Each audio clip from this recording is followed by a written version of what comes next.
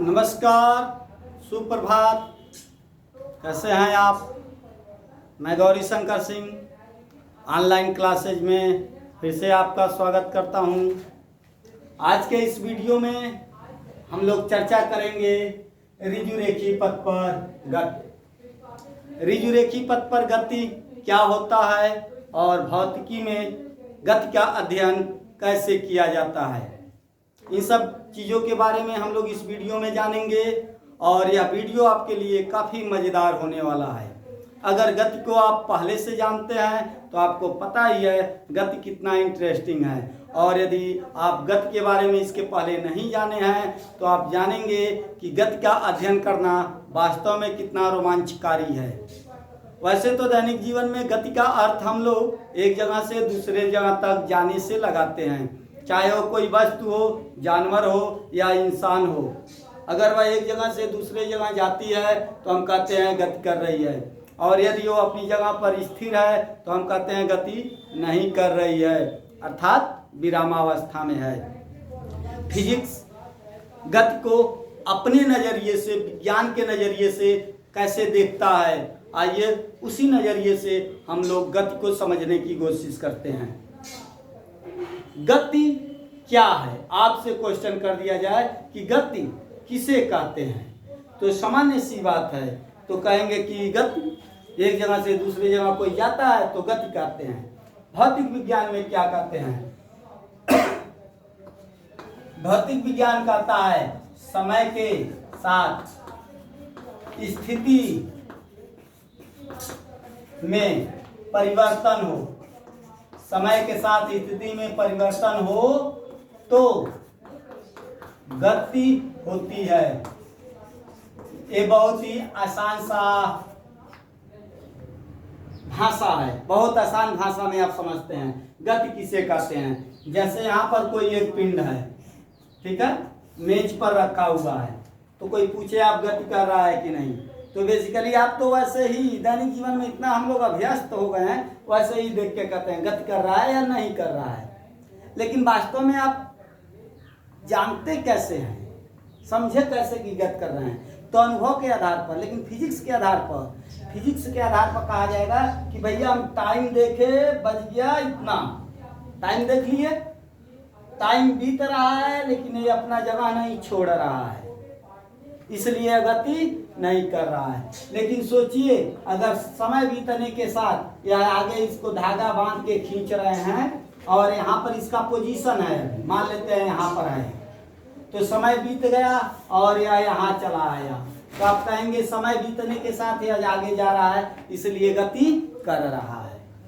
तो गति क्या होता है? तो कोई भी वस्तु यदि समय के साथ अपनी स्थिति में परिवर्तन करती है तो वह गति में है, और यदि समय के साथ स्थिति में परिवर्तन नहीं करती है तो वह गति में नहीं है।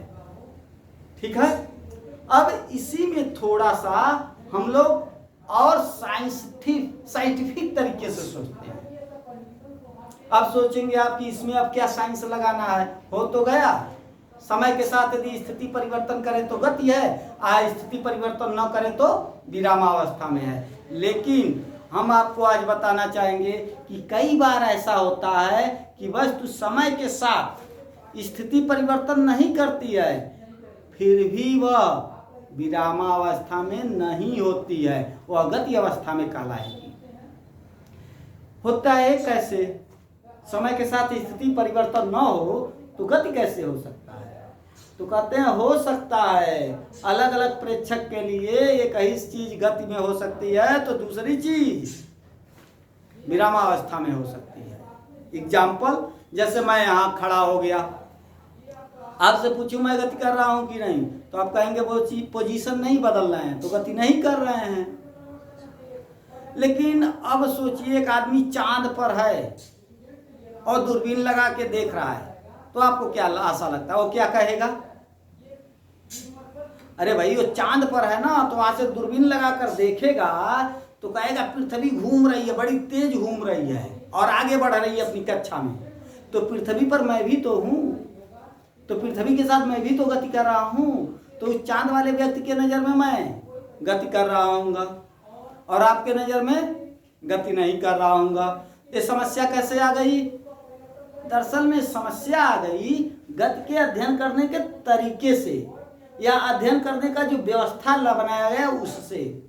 उसके अध्ययन करने का व्यवस्था दूसरा है, आपके अध्ययन करने की व्यवस्था दूसरी है। अब तो आ गया है व्यवस्था भी होता है क्या गति का अध्ययन करने के लिए? ये जो व्यवस्था मैं कर रहा हूँ तो क्या कोई तरीका भी होता है क्या? अलग अलग तरीका होता है गति का अध्ययन करने के लिए। तरीका अलग अलग तो नहीं होता है, लेकिन जो एक तरीका होता है गति का अध्ययन करने के लिए वो सभी चीज़ों के गतियों के अध्ययन करने के लिए प्रयोग किया जाता है। तो बात करते हैं कौन सा तरीका। तो गति का अध्ययन करने के लिए जो सबसे जरूरी होता है वह होता है निर्देश तंत्र। अब हो गया बात भाई ये निर्देश तंत्र क्या होता है,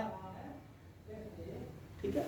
निर्देश तंत्र क्या होता है और इससे गति का अध्ययन कैसे किया जाता है, तो पहले निर्देश तंत्र को ही समझ लेते हैं। इसको अंग्रेजी में कहते हैं फ्रेम ऑफ रिफरेंस।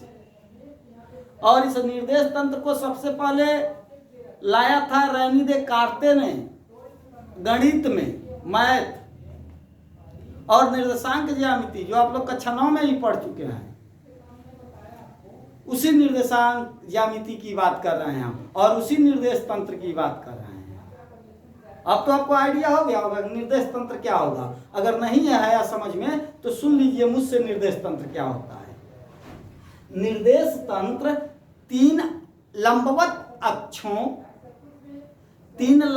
अक्षों एक्स वाई जेड तथा एक संदर्भ बिंदु का निकाय होता है। यानी कि निर्देश तंत्र एक सिस्टम है और इस सिस्टम में दो चीजें हैं। एक है लंबवत अक्ष, कितने? 3, एक्स वाई जेड, लंबवत तीनों होते हैं। और दूसरा है घड़ी यानी कि वॉच। और यह दोनों मिलकर के जो सिस्टम बन जाता है उसको कहते हैं फ्रेम ऑफ रिफरेंस यानी कि निर्देश तंत्र। 9 तक तो आपने 2 ही अक्षों वाला निर्देश तंत्र पढ़ा है, लेकिन गति में 3 अक्षों वाला निर्देश तंत्र, 2 अक्षों वाला निर्देश तंत्र और 1 अक्षों वाला निर्देश तंत्र का अध्ययन किया जाता है। तो पहले हम आपको 2 वाला समझाएंगे, क्योंकि 2 वाला आप पढ़ चुके हैं। तो पहले आप निर्देश तंत्र की परिभाषा को समझ लीजिए। निर्देश तंत्र 3 लंबवत अक्षों एक्स वाई जेड तथा एक घड़ी का निकाय होता है। निर्देश तंत्र जो होता है 3 लंबवत अक्षों एक्स वाई जेड तथा घड़ी का एक निकाय होता है। इस निर्देश तंत्र का प्रयोग हम गति का अध्ययन करने में करते हैं। अब बात करते हैं इसका अध्ययन कैसे करते हैं। चलिए यहाँ हम एक निर्देश तंत्र बना ले रहे हैं। यह निर्देश तंत्र हो गया। यह 2 लंबवत अक्षों वाला है।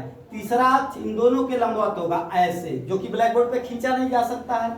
वह कैसे खींचा जाएगा बाद में बताएंगे, फिलहाल 2 पर चलते हैं। यह हो गया एक्स और यह हो गया वाई। जहाँ पर एक दूसरे को काटते हैं उसको कहते हैं मूल बिंदु। यह इधर भी आता है माइनस एक्स अपोजिट में और यह माइनस वाई अपोजिट में। तो माइनस एक्स और माइनस वाई पे हम बाद में चर्चा कर लेंगे, आप इधर का समझिए। अब इस निर्देश तंत्र के साथ एक घड़ी भी होती है। तो यहाँ घड़ी हम डिजिटल वाला बनाएंगे। कौन वाला? डिजिटल घड़ी। रिस्ट वॉच बनाते हैं। रिस्ट वॉच भी हो सकता है, डिजिटल भी हो सकता है। जमाना डिजिटल का है तो घड़ी भी डिजिटल ही रखेंगे। अब गति का अध्ययन कैसे करते हैं? निर्देश तंत्र द्वारा। तो मान लीजिए कि यहाँ एक बिंदु है, कोई कीड़ा है, कीड़ा चींटी और एक गति कर रही है, ठीक है। या ऐसे जा रही है चींटी, तो कहेंगे इसका गति कैसे अध्ययन कैसे करेंगे इसके गति का? तो इसके गति का अध्ययन करने के लिए हमको एक निर्देश तंत्र चाहिए और इस निर्देश तंत्र में इस चींटी को फिट करना होगा, या यूँ कह सकें इस चींटी को निर्देश तंत्र में फिट करना होगा। तो मान लीजिए कि यहाँ पर चींटी है और चींटी चल रही है, तो गति का अध्ययन कैसे होगा? तो देखिएगा, अगर चींटी यहाँ पर है तो x अक्ष से कुछ इसकी स्थिति होगी और y अक्ष से भी कुछ स्थिति होगी, निर्देशांक ज्यामिति में पढ़े हैं। तो कहते हैं इसकी स्थिति x1, y1 है, यानी x और y से कुछ दूरी पर है। आई बात समझ में। अब टाइम बीत, पहले किस समय पर यह स्थिति थी? 0 0 पर थी, यानी t बराबर 0 पर। t बराबर 0 का मतलब हुआ आप डिजिटल घड़ी लिए, स्टॉप वॉच चालू किए हैं तो 0 से ही शुरू होगा, बीच में से भी शुरू हो सकता है, लेकिन हमने 0 से किया है। स्टॉप वॉच हमने चालू कर दिया, 1 2 3 4 5 सेकंड और मिनट वाला चालू हो गया, चलने लगे, और चींटी भी चल रही है। चींटी ऐसे जा रही है, कुछ समय बीतता है, t बराबर t1। कितना समय बीत गया? t1 टाइम बीत गया। t1 कुछ भी हो सकता है, 1 सेकंड, 2 सेकंड, 4 सेकंड। चींटी कहां पर आ गई? यहां पर। अब इसकी स्थिति क्या हो गई? तो आप देख रहे हैं x पे इतना आगे बढ़ गई है और y पर इतना कम हो गई है। ठीक है, तो इसने अपनी समय के साथ स्थिति को बदला, तो कहते हैं कि चींटी गति कर रही है। अगर सोचिए t बराबर 0 से t बराबर t1 तक अगर चींटी यहीं रह जाती तो x और y पर स्थिति नहीं बदलती, तो कहते गति नहीं कर रही है। इस गति में क्या खास है? इस गति में खास है कि चींटी x अक्ष पर भी अपनी स्थिति बदल रही है और y अक्ष पर भी अपनी स्थिति बदल रही है।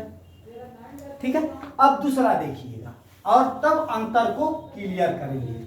चींटी यहाँ पर है, x पे स्थिति यह है, y पर स्थिति यह है, t बराबर 0 पर। ठीक है, और चींटी ऐसे आगे बढ़ रही है, स्ट्रेट लाइन सीधा बढ़ रही है, यहाँ पर पहुंच गई तो x पे स्थिति बदल गई, यहाँ से यहाँ हो गया, और y पर स्थिति, तो y पर तो वही है, जितना पहले था उतना ही अब भी है।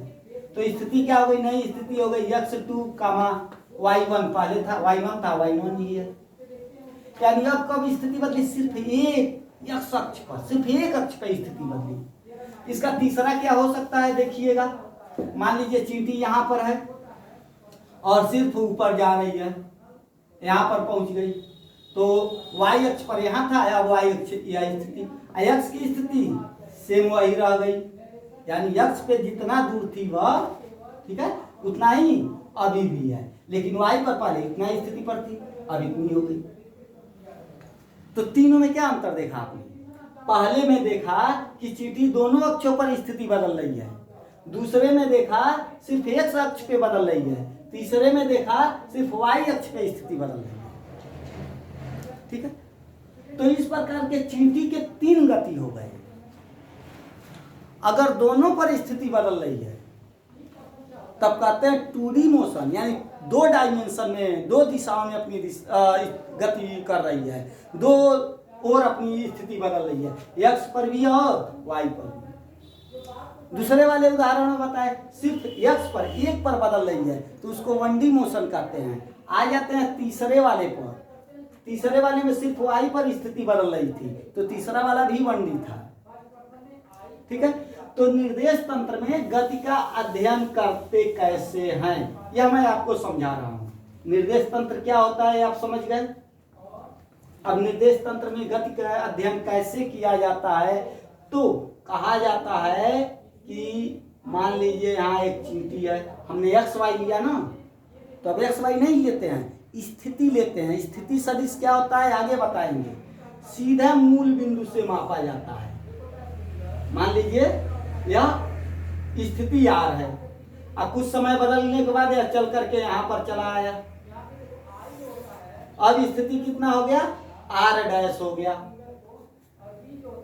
तो स्थिति बदला वो मूल बिंदु से, तो कहेंगे कि यह गति कर रहा है। तो गति में 3 गति होते हैं। पहला एक विमीय गति, दूसरा द्विविमीय गति, तीसरा त्रिविमीय गति। ये बहुत आसान है। एक विमीय गति किसे कहते हैं, जब कोई वस्तु एक ही रेखा पर या एक ही अक्ष पर चलती है, एक ही अक्ष पे अपनी स्थिति बदलती है, तो एक विमीय गति कहते हैं। चाहे वह एक्स पर बदले, चाहे वाई पर बदले या फिर जेड पर बदले। और जब बस दो अक्ष पर अपनी स्थिति बदलती है, चाहे एक्स वाई, चाहे वाई जेड, चाहे जेड एक्स, ठीक है, तो इसको दो बीमी कहते हैं।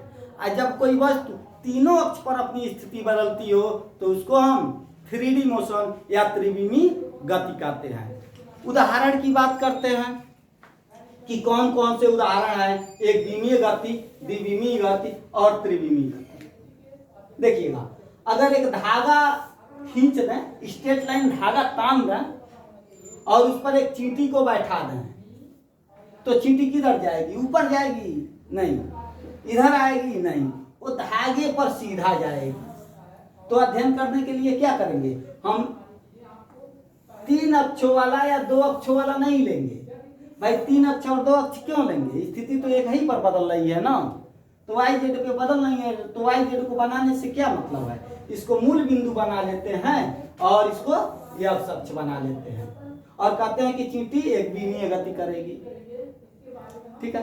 अब बात आते हैं कि मान लीजिए कि इसी पर, इस ब्लैक बोर्ड पे चींटी को यहाँ रख दिए, तो अब चींटी किधर जाएगी? स्ट्रेट लाइन जाएगी कि तिरछा जाएगी? तो दोनों ओर जा सकती है। तो इसके 2 बीमाएं चाहिए गति का अध्ययन करने के लिए। अगर चींटी संयोग से एक लाइन में सीधी जा रही है, यानी बस वाई अक्ष पे बदल रही है, तब तो एक बीमी होगा। और सिर्फ एक्स अक्ष पे या सिर्फ वाई अक्ष पे बदले तो एक बीमी होगा। लेकिन चूंकि यह प्लेट पर, अगर इस ब्लैक बोर्ड पर अगर हम चींटी को रखे हैं तो क्या संभावना है? सीधा ही जाएगी? नहीं, टेढ़ी मेढ़ी जाएगी, ऐसे जाएगी। तो हर जगह वो अपनी स्थिति दोनों पर बदल रही है, जैसे यहाँ पर और यहाँ पर। यहाँ पर वाई कितना है? इतना। और एक्स की स्थिति क्या है? इतना। यहाँ पर एक्स की स्थिति इतना हो गया, वाई की स्थिति इतनी हो गई। तो चींटी समय के साथ, समय भी बढ़ रहा है, घड़ी अलग है, घड़ी चल रही है जब से आपने गति का अध्ययन शुरू किया, तो समय के साथ चींटी आगे बढ़ती जा रही है, तो उसकी स्थिति दोनों अक्षों पर बदल रही है। तो कहेंगे चींटी क्या है? द्विविमी गति कर रही है, ठीक है। अब तीसरा सोचिए, चींटी पंखों वाली हो। पंखों वाली चींटी देखे हैं?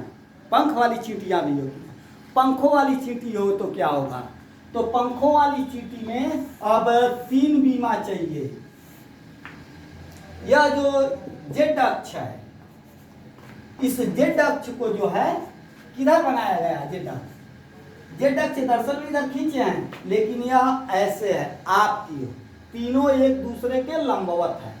और ये जो बीच में इसके जगह होता है, इसको दिक्क कहते हैं, स्पेस।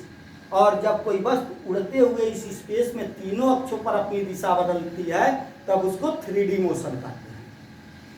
आइए समझिए, जैसे आप कमरे में कहीं हैं, कमरे का एक कार्नर ले लीजिए, कोना ले लीजिए, तो कोने पे 2 दीवारें आके ऐसे खड़ी हैं, एक कमरे का यह कोना है और दूसरा यह कोना है, तो ऐसे हो गया। अब एक पूरा कमरा जो बन गया वह स्पेस हो गया खाली। तो अब इसमें कोई चींटी उड़ते हुए जाएगी तो तीनों अक्षों पर अपनी स्थिति क्या करेगी? बदलेगी। यहाँ हवा में उड़ते हुए बना तो नहीं सकते हैं, लेकिन आप कल्पना कीजिएगा, यहाँ पर है तो ये वाई से स्थिति ये है, एक्स से ये है, जेड से जानने के लिए यहाँ से लंब डालेंगे, जेड की स्थिति यह है। अब यह यहाँ से आ रहा है, हवा में उड़ रही है, तो एक्स, वाई और जेड तीनों अक्षों पर अपनी स्थिति बदलेगी, तो इसको 3D मोशन कहेंगे। आइएगा, गति को फिर से जानते हैं। गति का अध्ययन करने के लिए निर्देश तंत्र की आवश्यकता होती है। निर्देश तंत्र बता चुके हैं क्या है। अब निर्देश तंत्र में गति का अध्ययन कैसे करते हैं? तो जिस वस्तु को गति का अध्ययन करना रहता है उसे निर्देश तंत्र में सेट कर लेते हैं। अब उस गति करने का अध्ययन कैसे करते हैं?